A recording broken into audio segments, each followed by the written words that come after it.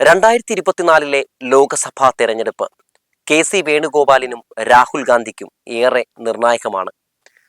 കേരളത്തിൽ അവർ മത്സരിക്കുന്ന മണ്ഡലങ്ങളിൽ അവർക്ക് ജയിച്ചേ മതിയാകൂ.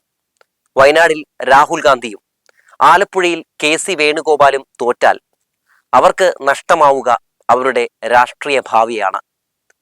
രാഹുൽ ഗാന്ധിയും കെ.സി. വേണുഗോപാലും ഇക്കുറി മത്സരിക്കാനിറങ്ങുന്ന ഇടം അത്രമാത്രം സേഫ് അല്ല എന്നതാണ് എടുത്തു പറയേണ്ട വസ്തുത.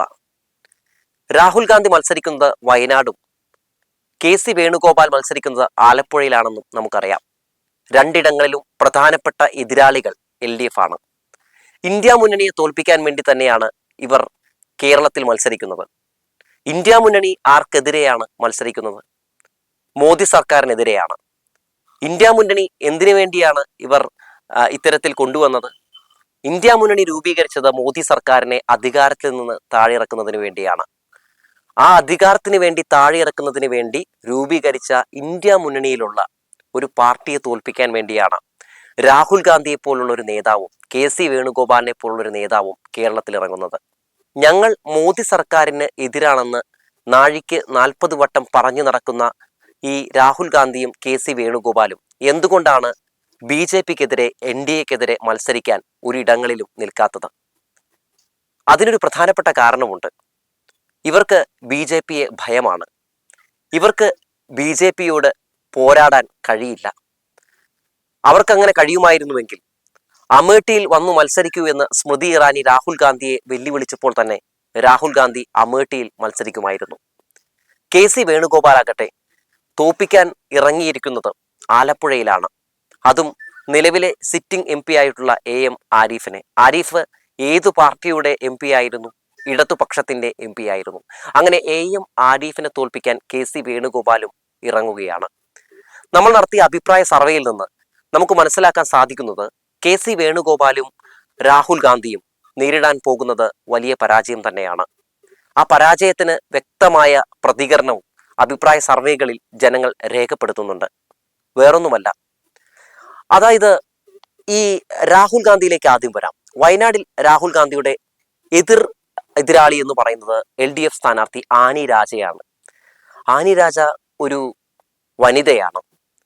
24 മണിക്കൂറും വനിതാ സംവരണം എന്ന് പറഞ്ഞു നടക്കുന്ന രാഹുൽ ഗാന്ധി തോപ്പിക്കാൻ ഇറങ്ങുന്നത് ഒരു വനിതയെയാണ്. അതും ഇന്ത്യ മുന്നണിയിലുള്ള ഒരു കരുത്തയായ ഒരു നല്ല കരുത്തുള്ള ഒരു വനിതാ സ്ഥാനാർത്ഥിയെ. ആലത്തൂരിൽ രമ്യ ഹരിദാസ് MP ആയിരുന്നതുകൊണ്ട്, സിറ്റിംഗ് MP ആയിരുന്നതുകൊണ്ട് ആലത്തൂരിൽ രമ്യയ്ക്ക് ഒരു സീറ്റ് കൊടുത്തു.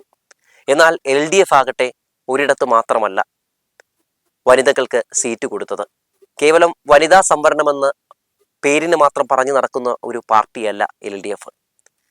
LDF കൊടുത്തിരിക്കുന്ന സ്ഥാനാർത്ഥിത്വം കൊടുത്തിരിക്കുന്ന സ്ഥലങ്ങളിലൊക്കെ ഇത്തരത്തിൽ തോപ്പിക്കാൻ രാഹുൽ ഗാന്ധിയെ പോലുള്ള ഒരു നേതാവ് ഇറങ്ങുന്നത് എത്ര വലിയ പ്രഹസനമാണ്. ഇതാണോ വനിതാ സംവരണം വിളിച്ചു കൂവി നടക്കുന്ന ഇന്ത്യ മുന്നണി എന്നൊക്കെ പറഞ്ഞ് വലിയ വികാരം ഉൾക്കൊണ്ട് നടക്കുന്ന രാഹുൽ ഗാന്ധി ചെയ്യേണ്ടത്? മാത്രവുമല്ല, വയനാടിനെ സംബന്ധിച്ച് നമുക്കറിയാം, ഈ കഴിഞ്ഞ 5 വർഷം വലിയ പ്രതിസന്ധികളിലൂടെ കടന്നുപോയ ഒരു മണ്ഡലമാണ് വയനാട് മണ്ഡലം എന്ന് പറയുന്നത്. വന്യജീവി ആക്രമണത്തിൽ നിരവധി ആളുകൾ മരണപ്പെട്ടു. ഒപ്പം വലിയ രീതിയിലുള്ള പ്രതിസന്ധികൾ കടന്നു വന്നു. ഈ ഘട്ടങ്ങളിലൊന്നും തന്നെ ഒരു MP എന്ന രീതിയിൽ രാഹുൽ ഗാന്ധിക്ക് വയനാടിന് ഒരു കൈത്താങ്ങാൻ കഴിഞ്ഞിട്ടില്ല.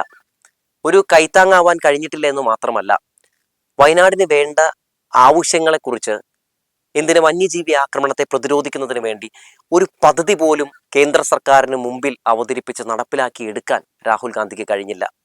വന്യജീവി ആക്രമണത്തെ പ്രതിരോധിക്കാൻ സംസ്ഥാന സർക്കാർ ഒരു 450 കോടിയുടെ പദ്ധതി കേന്ദ്ര സർക്കാരിന്റെ മുമ്പിൽ വെക്കുമ്പോഴും, കേന്ദ്ര സർക്കാർ അത് തിരസ്കരിക്കുമ്പോഴും, അത് നടപ്പിലാക്കി എടുക്കണം അല്ലെങ്കിൽ അത് നടപ്പിലാക്കി തരണമെന്ന് പറയാൻ പോലും ആർജവം കാണിക്കാൻ പറ്റാത്ത ഒരു നേതാവാണ് രാഹുൽ ഗാന്ധി.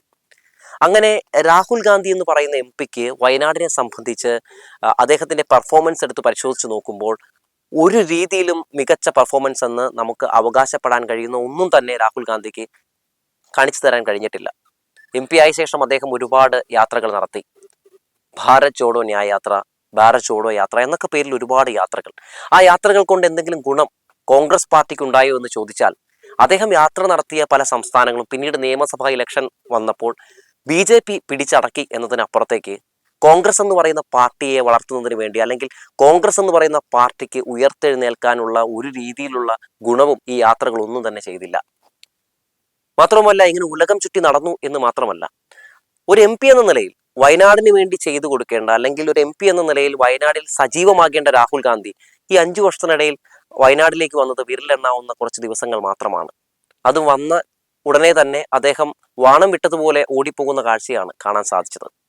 വന്യജീവി ആക്രമണവുമായി ബന്ധപ്പെട്ട് 17 ദിവസം കൊണ്ട് 3 പേര് മരിക്കുമ്പോൾ, MP എവിടെയെന്ന ചോദ്യം ഉയരുമ്പോൾ, മാധ്യമങ്ങൾ പോലും രാഹുൽ ഗാന്ധി എവിടെയെന്ന് ചോദിക്കുമ്പോൾ രാഹുൽ ഗാന്ധി ഇങ്ങോട്ട് വരേണ്ട ഒരു ആവശ്യം വരികയാണ്. കാരണം രാഹുൽ ഗാന്ധി മനസ്സോടെ എത്തുകയാണ് പ്രതിഷേധത്തെ തുടർന്ന്. രാഹുൽ ഗാന്ധി വന്നു, കാര്യങ്ങളൊക്കെ കണ്ടു, സെൽഫി എടുത്തു, സ്ഥിരം ഫോട്ടോഷൂട്ട് നടത്തുന്നു, ശേഷം തിരിച്ച് മടങ്ങിപ്പോകുന്നു. അതിനിടയിൽ നിരവധി ആളുകൾ അദ്ദേഹത്തിന് പരാതി കൊടുക്കുന്നുണ്ട് പല വിഷയങ്ങളെ സംബന്ധിച്ച്. അതൊക്കെ അദ്ദേഹം കാറിനകത്തിരുന്ന് കാണുന്നു, കേൾക്കുന്നു. ഇതാണ് രാഹുൽ ഗാന്ധി എന്ന് പറയുന്നത്. അതുകൊണ്ട് തന്നെ രാഹുൽ ഗാന്ധി ഇക്കുറി ജയിച്ചു പോകേണ്ട എന്ന ഒരു നിലപാട് തന്നെയാണ് വയനാടുകാർ എടുത്തിരിക്കുന്നത്. വയനാടിനെ സംബന്ധിച്ച് നമുക്കറിയാം, വയനാടിൽ രാഹുൽ ഗാന്ധിയെ പോലൊരു വ്യക്തി കഴിഞ്ഞ തവണ മത്സരിക്കാൻ ഇറങ്ങിയപ്പോൾ രാഹുൽ ഗാന്ധി പ്രധാനമന്ത്രിയാകുമെന്നൊക്കെ വിശ്വസിച്ച് പാവങ്ങൾ വോട്ട് ചെയ്തതാണ്. കഴിഞ്ഞ തവണ രാഹുൽ തരംഗമൊക്കെ മുന്നോട്ട് വെച്ചാണ് കോൺഗ്രസ് ഈ 18 സീറ്റും ഒപ്പിച്ചെടുത്തത്. പക്ഷേ ഇക്കുറി എന്തായാലും രാഹുൽ ഗാന്ധിയുടെ തന്നെ പെർഫോമൻസ് മോശമാണെന്ന് പറയുമ്പോൾ ബാക്കി എല്ലായിടത്തെ കാര്യങ്ങളും പറയേണ്ട കാര്യമില്ലല്ലോ. പിന്നെ ഡൽഹിയിൽ നിന്നിട്ട് പ്രത്യേകിച്ച് ഒരു കാര്യവുമില്ല, കോൺഗ്രസിന് ഇനി ഒരു തിരിച്ചുവരവില്ല എന്ന് മനസ്സിലാക്കിയ KC വേണുഗോപാൽ ആലപ്പുഴയിൽ മത്സരിക്കാൻ ഇറങ്ങുന്നു. ഇടതുപക്ഷ MP ആയിട്ടുള്ള LDF സ്ഥാനാർത്ഥി AM ആരിഫിനെ തോൽപ്പിക്കാനാണ്, അവിടുത്തെ സിറ്റിംഗ് MP യെ തോൽപ്പിക്കാൻ വേണ്ടിയാണ് ഇറങ്ങുന്നത്. അവിടെ നിന്ന് ജയിച്ചു പോയിട്ടുള്ള ഒരു വ്യക്തിയാണ് ഈ KC വേണുഗോപാലെങ്കിലും വർഷങ്ങൾ ഒരുപാട് കടന്നുപോയിരിക്കുന്നു. KCക്ക് പറ്റിയ മണ്ണല്ല ഇപ്പോൾ ആലപ്പുഴ. AM ആരിഫിനെ ഉൾക്കൊള്ളുന്ന, AM ആരിഫ് ജയിച്ചു കാണണമെന്ന് ആഗ്രഹിക്കുന്ന ഒരു വലിയ സമൂഹമാണ് ഇന്ന് ആലപ്പുഴയിലുള്ളത്. ഒരു MP എന്ന നിലയിൽ AM ആരിഫ് അവിടെ നടപ്പിലാക്കിയിരിക്കുന്ന വികസനങ്ങൾ തിരസ്കരിക്കാൻ കഴിയാത്തതാണ്. അതുകൊണ്ടൊക്കെ തന്നെ ഈ ലോക്സഭാ തെരഞ്ഞെടുപ്പിൽ AM ആരിഫ് എന്തായാലും ജയിക്കുമെന്ന കാര്യത്തിൽ ഒരു സംശയവും വേണ്ട. രാഹുൽ തരംഗം ഇറക്കി വിട്ട് വലിയ തരംഗങ്ങൾ ഇവിടെ ആഞ്ഞടിച്ചപ്പോഴും ഉലയാതെ പിടിച്ചു നിന്ന ഒരേ ഒരു മണ്ഡലം ഏത്? ഈ ആലപ്പുഴയായിരുന്നു. കഴിഞ്ഞ തവണ ആലപ്പുഴയിൽ നിന്നാണ് ആരിഫ് ജയിച്ചു പോകുന്നത്. ഇതൊന്നും ആരിഫിനെ ബാധിച്ചിട്ടില്ല, അന്ന് ബാധിച്ചില്ല, പിന്നെയല്ലേ ഇന്ന്. എന്തായാലും രണ്ടിടങ്ങളിലും രാഹുൽ ഗാന്ധിയും KC വേണുഗോപാലും വിയർക്കുമെന്ന കാര്യത്തിൽ ഒരു സംശയവുമില്ല. ഇക്കുറി LDF തരംഗം തന്നെയാകും ഇവിടെ ഉടനീളം ആഞ്ഞടിക്കാൻ സാധ്യത എന്ന് തന്നെയാണ് പലയിടങ്ങളിൽ നിന്നും നമുക്ക് മനസ്സിലാക്കാൻ സാധിക്കുന്നത്. കോൺഗ്രസ് എന്ന് പറയുന്ന പാർട്ടി ഒരിക്കലും നശിച്ചു പോകണം എന്ന് ആഗ്രഹിക്കുന്നില്ല. കോൺഗ്രസ് എന്ന് പറയുന്ന പാർട്ടി ഉയർത്തെഴുന്നേൽക്കേണ്ട പാർട്ടി തന്നെയാണ്. പക്ഷേ ഉയർത്തെഴുന്നേൽപ്പിക്കേണ്ടവർ ഇങ്ങനെ പതുങ്ങി ഒളിച്ച് നടക്കുമ്പോൾ എങ്ങനെ ഉയർത്തെഴുന്നേൽക്കാനാണ് കോൺഗ്രസ്? മാത്രവുമല്ല, കോൺഗ്രസിൽ നിന്ന് നേതാക്കൾ മുഴുവൻ BJPയിലേക്ക് പോകുന്ന കാഴ്ചയാണ് കണ്ടുകൊണ്ടിരിക്കുന്നത്. അതുകൊണ്ട് തന്നെ എങ്ങനെ വിശ്വസിക്കും ഇവരെ?